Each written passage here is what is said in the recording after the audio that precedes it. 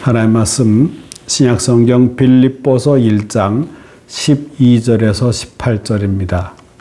신약성경 318면 되겠습니다. 빌립보서 1장 12절부터 봉독합니다. 형제들아, 내가 당한 일이 도리어 복음 전파의 진전이 된 줄을 너희가 알기를 원하노라. 이러므로 나의 매임이 그리스도 안에서 모든 시위대 안과 그 밖의 모든 사람에게 나타났으니 형제 중 다수가 나의 매임으로 말미암아 주 안에서 신뢰함으로 겁없이 하나님의 말씀을 더욱 담대히 전하게 되었느니라. 어떤 이들은 투기와 분쟁으로, 어떤 이들은 착한 뜻으로 그리스도를 전파하나니 이들은 내가 복음을 변증하기 위하여 세우심을 받은 줄 알고 사랑으로 하나 그들은 나의 매임에 괴로움을 더하게 할 줄로 생각하여 순수하지 못하게 다툼으로 그리스도를 전파하느니라. 그러면 무엇이냐? 거칠애로 하나 참으로 하나 무슨 방도로 하든지 전파되는 것은 그리스도니 이로써 나는 기뻐하고 또한 기뻐하리라. 아멘. 커피 좋아하십니까? 이제는 한국인에게 커피는 기호품이 아니라 필수품이라고 말해도 될 만큼 많은 사람들이 즐기고 있습니다. 현대경제연구원에 따르면 한국 성인들은 365일 중 353회, 그러니까 12일 정도 빼고 거의 매일 1년 동안 커피를 마신다고 하지요. 한국은 세계 3위의 커피 공화국으로 불릴 정도라고 합니다. 음식, 물질로 인해 인간은 기쁨을 누리며 살아갑니다. 그런데 물질이라는 것은 인간이 선택할 수도 있고 안 할 수도 있어야 하는데 어쩔 수 없이 선택해야 하는 정도가 되면 이거는 매이게 되는 거지요. 빌립보서는 그런 것들을 잘 우리에게 알려주고 있습니다. 지금처럼 복잡한 시대는 아니었지만 인간이 여러 요인들에 의해서 매임을 당하는 경우들에 대해서 알려주고 있습니다. 그러한 것들은 인간에게 기쁨을 빼앗아가는 요인이 됩니다. 빌립보서는 사도 바울이 옥중에서 쓴 서신입니다. 그런데도 빌립보서를 가리켜서 기쁨의 서신이라고 부릅니다. 여러 가지 인간이 매임이 되지만 그것을 해결할 수 있는 비결을 알려주기 때문입니다. 그래서 바울은 매임 중에서도 오히려 감옥 바깥에 멀쩡하게 자유롭게 지내는 사람들에게 기뻐하라, 담대하게 전하고 있습니다. 빌립보서는 모두 4장으로 되어 있는데 이 각 장마다 인간에게 매임이 되는 요소들을 제시하고 그것 때문에 인간이 기쁨을 상실하기도 됨을 알려주고 있습니다. 그것이 무엇인지 각 장마다 알아보겠습니다. 1장에서는 매임입니다. 바울은 육신적으로 감옥에 매임을 당했습니다. 그러면 자유가 박탈당하지요. 행동에 제한을 받습니다. 미래도 불안합니다. 매임이 기쁨을 빼앗아가는 요소가 되기도 합니다. 또 남에게 빚을 져보세요. 여러모로 매임이 됩니다. 빚을 다 갚을 때까지 매임자로 살아가게 됩니다. 경제적으로나 심적으로나 매여서 기쁨이 사라지게 됩니다. 그리고 병으로 아파보세요. 몸이 부자유스러워서 매임이 되기도 합니다. 거동이 힘들고 고통스럽습니다. 기쁨이 사라지게 됩니다. 때로는 인간은 물질에 매이기도 합니다. 또 쾌락에 매이기도 합니다. 또 미신적 사고방식에 매여 살기도 합니다. 어떤 이는 강박관념에 매여서 그렇게 살아가기도 합니다. 또 그릇된 습관에 젖어 있으면 거기에 매여서 쉽게 헤어나지 못합니다. 그래서 자유를 빼앗기고 기쁨이 사라지게 됩니다. 2장에서는 사람입니다. 사람들로 인해서 기쁨을 얻기도 하지만 사람들로 인해서 기쁨이 상실되기도 합니다. 사람에게 매이기 때문입니다. 누군가를 가장 믿을 수 있을 것 같아서 마음을 열어서 비밀 이야기를 했는데 그 사람이 그것을 사람들에게 다 알려서 원수 같은 사이가 된다면 그런 사람이 기쁨을 빼앗아가는 요소가 됩니다. 이렇게 사람은 우리에게 기쁨을 주는 존재가 되기도 하지만 또한 기쁨을 빼앗아가는 존재가 되기도 합니다. 3장에서는 사물입니다. 좋은 물건을 싸게 잘 사면 기쁨이 생기지만 속아서 가짜 물건을 비싸게 샀다면 기쁨이 사라질 것입니다. 짝퉁을 알고 샀다면 괜찮지만 모르고 비싼 값으로 산 것을 나중에 알아보세요. 얼마나 마음고생하게 될까요? 그리고 싸다고 해서 물건 사는데 나중에는 금방 망가지거나 하게 되면 싼 게 빚이 떡이라 하면서 후회하게 됩니다. 그래서 기쁨을 빼앗기는 결과가 됩니다. 이렇게 사물은 인간에게 기쁨을 주기도 하고 기쁨을 빼앗아 가기도 합니다. 4장에서는 환경입니다. 이 사람의 기분은 환경적 요소로 좌우되기도 합니다. 이 날씨에 따라 감정이 바뀌기도 하지요. 가정이나 일터의 공동체 함께 지내는 어떤 사람이 어떤 사람이냐에 따라 기분이 좌우되기도 하고 주변 시설에 따라 기쁨이 생기기도 하고 빼앗기기도 합니다. 좋은 환경에서는 기쁨이 생기고 기분이 좋아지고 환경이 열악하게 되면 기분이 안 좋아지게 되고 기쁨도 사라지게 됩니다. 이렇게 우리의 감정은 다른 주변의 것에 영향을 많이 받습니다. 현재 여러분의 상태는 어떻습니까? 자유롭게 살아가십니까? 아니면 무언가에 매여서 기쁨이 사라져가고 있습니까? 겉으로는 자유로운 사람 같지만 실제로는 무언가에 매여 사는 사람들이 대단히 많습니다. 이 바울의 경우를 살펴볼까요? 그는 악조건의 매임 속에서도 자유했습니다. 오히려 신앙의 힘으로 극복하는 승화된 모습을 통해 부러워하게 됩니다. 하지만 그에게는 현실적으로 매이게 하는 것들이 있었습니다. 바울에게 매임이 되는 그런 요인들이 무엇인지 몇 가지 살펴보겠습니다. 첫째로 환경으로 인한 매임입니다. 바울은 복음을 전하다가 애매하게 옥에 갇혀서 고난을 당하고 있습니다. 보통 사람 같으면 환경을 탓하고 낙심하게 될 것입니다. 그러나 하나님의 복음으로 인해 결코 손해보는 하나님이 아니십니다. 바울의 매임을 인해서 오히려 복음이 더 효과적으로 진보되는 결과를 가져왔습니다. 이 로마의 시위대는 왕의 경호를 맡은 부대입니다. 당시의 시위대는 엄청난 특권을 가지고 있었는데 로마 후기에는 시위대의 세력이 확장되어서 왕을 폐위시키기도 하고 새로 세우기도 할 정도였다고 합니다. 그래서 그 부대를 황제 제족이라고 부르기도 했답니다. 그 시위대는 외부의 어떤 세력이나 이방 종교가 들어갈 수 없는 안전지대였습니다. 그런데 그 시위대 안에 복음이 전파되는 계기가 생기게 되었습니다. 바울이 감옥의 매임을 통해서 이루어진 일이었습니다. 아니, 하나님께서 환경을 이용하셔서 바울로 하여금 복음을 전하게 하신 것입니다. 오늘 본문에서 바울은 나의 매임이라고 말했지만 에베소서에는 쇠사슬에 매었다 그렇게 했습니다.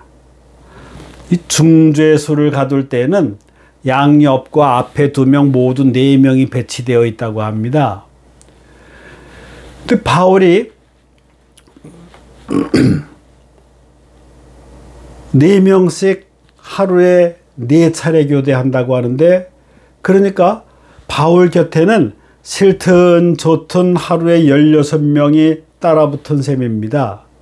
그러니 바울의 입장에서는 얼마나 전도하기 좋은 여건입니까? 어찌 보면 바울이 매인 것이 아니라 시대 사람 16명이 바울에게 매이고 복음에 매인 셈입니다. 거기에 성령께서 도와주시니 복음이 또 얼마나 효과적으로 전해졌겠습니까? 하나님께서 이렇게 멋있게 역사하셨습니다. 이는 나중에 로마가 기독교화하는데 굉장히 중요한 계기가 됩니다. 바울은 감옥에 쇠사슬로 매어 있었지만 하나님은 그 쇠사슬을 붙잡아 사용하셨습니다. 이 구약에서 모세의 경우도 그렇습니다. 모세는 광야라고 하는 환경에 매임이 되고 가진 것은 하잘것없는 지팡이 뿐이었습니다. 하지만 하나님은 그 지팡이를 붙잡으셔서 수백만의 이스라엘 사람들을 인도하는 도구로 사용하셨습니다. 삼손의 손에 들려진 나귀 턱뼈는 하잘것없는 것이었지만 하나님께서 붙드시니까 그것은 훌륭한 무기가 되어서 이스라엘을 괴롭히던 블레셋을 물리칠 수 있었습니다. 인간 편에서는 매임이라고 생각되지만 하나님은 그 매임을 통하여 더 크게, 더 멋있게 사용하시는 분이십니다. 바울을 메어둔 쇠사슬을 사용하셨던 하나님은 여러분의 가정과 직장과 삶의 형편을 사용하기를 원하십니다. 문제는 우리가 하나님의 손에 붙잡혀 있느냐 하는 것입니다. 우리가 하나님의 손에 붙들린 바 되면 아무리 우리를 매이고 있는 환경일지라도 문제가 되지 않습니다. 우리는 환경 탓하지 말고 주님께 쓰임받을 수 있도록 맡겨드려야 합니다. 그러면 주님께서 들어서 쓰실 것입니다. 둘째로 인간관계로 인한 매임입니다. 하나님의 일을 하면서도 늘 두 부류의 무리가 생기기 마련입니다. 하나는 협력하고 칭찬하고 함께 좋아하는 무리, 또 한 무리는 일종의 시기심, 경쟁의식, 열등감의 감정을 가진 그런 무리입니다. 협조하는 척 하면서도 내면으로 또는 뒤로는 안 되기를 바라고 시기하는 무리들이 역사적으로 계속 있었습니다. 이 교회에서도 해가 바뀌면 일꾼들이 바뀌지요. 그러면 좋은 전통과 경험들이 전수되어서 갈수록 더 잘 움직이는 공동체가 되어야 할 것인데 인간의 마음은 좀 비슷한 것 같습니다. 다 같지 않습니다.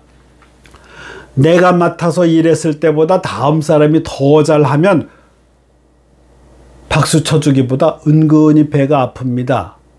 반대로 후임이 더 잘못하고 펑크도 나고 실수도 하게 되면 은근히 또 자기를 높입니다. 거 봐라, 구관이 명관이지 아무나 그 일을 하는 게 아니다. 이런 마음이 생길 수 있다는 것입니다. 하지만 그것은 하나님이 주시는 마음이 아닙니다. 성숙한 신앙의 자세도 아닙니다. 오히려 남이 맡았을 때 더욱 진보가 되고 일이 잘 되어가는 것을 기뻐한다면 바울의 성숙한 신앙 자세를 본받는 그러한 성숙해가는 공동체가 우리도 될 수가 있을 것입니다. 빌립보에서도 마찬가지입니다. 그래서 14절에서 17절까지 의하면 바울을 질투해서 다른 부류가 열심히 복음을 전하는데 바울이 안타까워하고 괴로워할 것이라고 하는 생각으로 말하자면 순수한 동기가 아니라 그릇된 동기로 복음을 열심히 전하는 부류가 있었습니다. 그러나 바울은 어찌되었든 전파되는 것은 그리스도이니 오히려 기쁨이 된다. 이 믿음으로 승화시킵니다. 바울은 인간적으로도 큰 그릇이고 훌륭한 인격의 소유자로 여겨집니다. 우리는 환경이나 사람을 보면 실망하게 되지만 주님을 바라보게 되면 여러 가지 매일매일 환경 속에서도 오히려 신앙의 기쁨을 유지할 수 있습니다. 셋째로 자기 자신과의 싸움으로 인한 이 심리적인 매임이었습니다. 바울은 어쩌면 죽을지도 모르는 형편 속에서 무엇보다도 자기 내적인 싸움으로 인한 갈등을 가질 수 있었습니다. 삶과 죽음의 문제로 인한 정신적 매임이 생길 수 있었습니다. 그런데 그는 20절에서 21절까지 살든지 죽든지 자기 몸에서 그리스도가 존귀하게 되기를 원한다고 하면서 그리스도를 위해서라면 죽는 것도 유익함이라 이렇게 말합니다. 우리는 살아서 주의 일을 해야만 영광이 된다고 생각하지만 바울은 죽음조차도 그리스도를 위해서라면 유익이라고 하는 고백을 자기와의 싸움을 통해서 나타냅니다. 이것에 비해서 우리는 얼마나 자신과의 싸움에서 패배하곤 합니까? 마귀의 유혹에 얼마나 쉽게 넘어집니까? 아니, 얼마나 싸워서 이기려고 발버둥을 칩니까? 아예 유혹이 오면 싸울 생각을 하지 않고 너무도 쉽게 무장해제를 하고 타협하려 들지는 않습니까? 도대체 그 바울하고 우리와의 차이가 무엇입니까? 오늘 말씀을 통하여 바울의 승리의 비결을 들을 수가 있습니다. 21절에 내게 사는 것이 그리스도니 죽는 것도 유익함이라고 고백합니다. 바울의 생애는 혼자 사는 것이 아니라 그리스도와 함께 사는 생애였습니다. 그러므로 그의 서신을 통해서 그리스도 안에라고 하는 용어를 164회 이상이나 사용하면서 승리의 비결을 계속 강조하고 있습니다.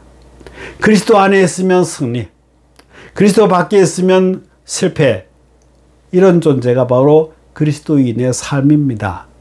그러므로 우리들도 바울처럼 우리 속에 그리스도를 모시고 살아가면 분명히 승리할 것이고, 그리스도를 형식적으로 모시고 살아가거나 주님을 냉대하게 되면 나약해질 것입니다. 성도 여러분, 여러분의 삶에 있어서 예수 그리스도는 어디에 위치하고 계십니까? 중심부에 계십니까? 아니면 필요할 때만 찾는 분이십니까? 일주일에 하루 예배 시간에만 기억되는 분이십니까? 아니면 매일의 삶 전체가 기억되고 주님께 예배하는 삶입니까? 우리는 앞의 존재가 눈에 보이니까 구별이 쉽습니다. 하지만 우리 앞이 아니라 우리 안의 존재는 눈으로 안 보입니다. 그래서 믿음이 필요한 부분입니다. 예수님을 구주로 영접하면 성령님으로 우리 안에 들어오셔서 세상 끝날까지 동행하시겠다는 말씀을, 약속을 통해서 우리에게 믿음을 요구하십니다. 말씀은 믿어서 받아들여야 축복으로 연결됩니다. 중요한 것을 받아들이고 결정하는 부분이 인간의 마음입니다. 어떤 의미로 마음은 하나입니다. 전체가 하나입니다. 이 사람에게 마음 전체를, 또 다른 사람에게 마음 전체를, 이 일에 마음 전체를, 저 일에도 마음 전체를 줄 수가 없습니다. 한 마음으로 다 쪼개져 나눠집니다. 비중이 다 다릅니다. 그 마음 중심에 무엇이 자리 잡고 있습니까? 앉으나 서나 당신 생각이면 그 사람의 마음은 당신입니다. 실제 삶에 있어서 그 당신이 과연 무엇입니까? 돈입니까? 일입니까?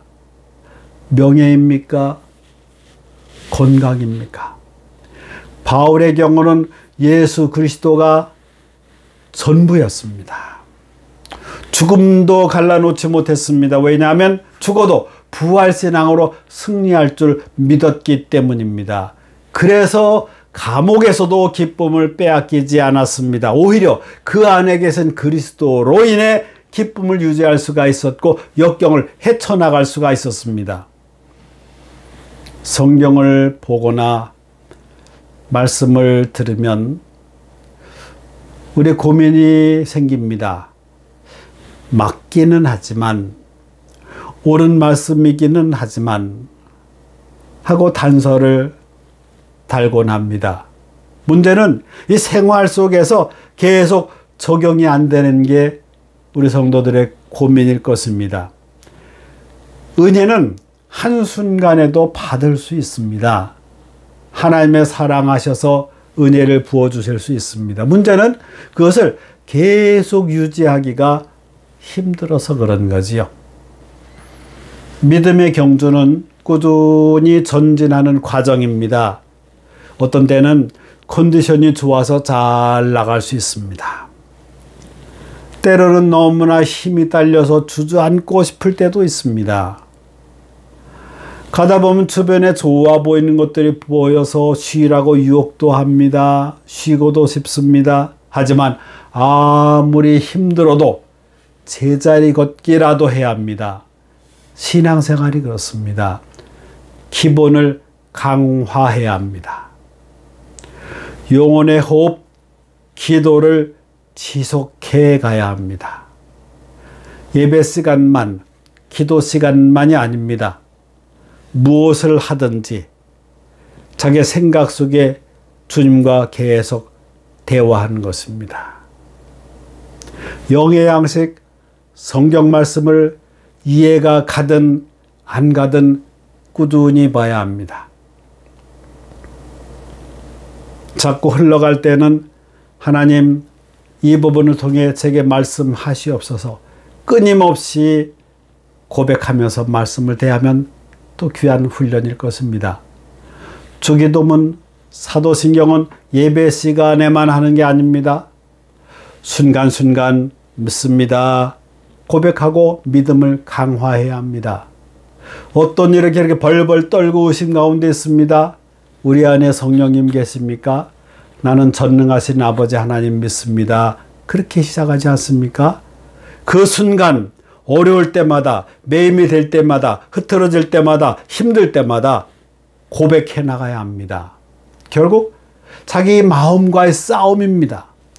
초점이 흐려지지 않아야 합니다.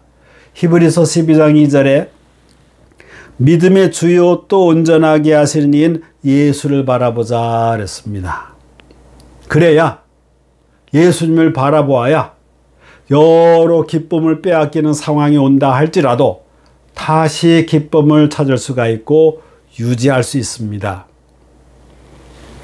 이미 우리 안에 계신 성령님을 재확인하며 믿음으로 끝까지 승리해가는 신앙의 경주가 될 수 있기를 바랍니다. 기도합니다. 우리의 기쁨의 근원이신 주님, 오늘의 말씀을 통해 신앙적 기쁨을 유지할 수 있는 비결을 깨닫게 하시니 감사합니다. 이미 우리 안에 주님이 계시는데도 우리는 다른 곳에서 기쁨을 찾으려, 다른 곳에서 문제를 해결하려 주님을 외면하곤 합니다. 우리와 동행하시는 주님의 임재와 사랑을 늘 재확인하며 순간순간 기쁨을 빼앗으려는 것들로부터 극복해가는 저희가 되게 하여 주옵소서. 우리 안에 주님과 동행하게 하옵소서. 예수 그리스도의 이름으로 기도하옵나이다. 아멘. 만복의 근원 되신 하나님, 우리에게 일할 수 있는 터전을 주시고 건강한 믿음을 주셔서 이만큼의 축복을 얻게 하심을 감사합니다. 욕심은 한이 없지만 자족하는 신앙을 허락하시고 맡겨주신 것들에 대해 선한 청지기로 살아가게 하옵소서. 드린 물질에 감사를 담고 믿음을 담고 소망도 담았습니다. 기뻐 받으시오며 우리의 손길이 복의 통로가 되게 하옵소서. 사용되는 물질로 인해 하나님 나라 사역이 더욱 알차게 성장되게 하시고 구원 역사가 더욱 넓어지게 하옵소서. 주님 또한 치유를 위해서 기도합니다. 우리는 예수님 믿고 영적인 존재이지만 이 땅에 살아있는 동안 육의 많은 지배를 받습니다. 유혹도 받고 또 아프기도 하고 실수하기도 하고 주님 연약한 부분을 위해서 기도합니다. 어느 특별한 시대에 특별한 사람의 전유물만이 아니라 성령께서 결국 치료하시오니 여전히 변함없는 주의 능력을 힘입어서 기도합니다. 주님을 향한 믿음과 치유에 관한 갈망과 주의 은혜를 사모하는 마음 주님께서 기억하여 주시옵시고 성령께서 우리 안에 계시다고 하셨사오니 그대로 믿습니다. 성령께서 진단해 주시고 연약한 부분 강해지게 하시며 병든 부분 고침받게 하여 주시옵시고 모든 부분들이 모자란 부분 하나님의 능력의 사랑의 손길로 채워주시고 고쳐주셔서 다시금 영과 육의 회복을 위해서 간구하오니 주의 은혜를 더하여 주시고 치료하여 주시옵소서. 물질과 치유와 사명을 위해서 기도한 것 하나님 기억하여 주시고 응답하여 주옵소서.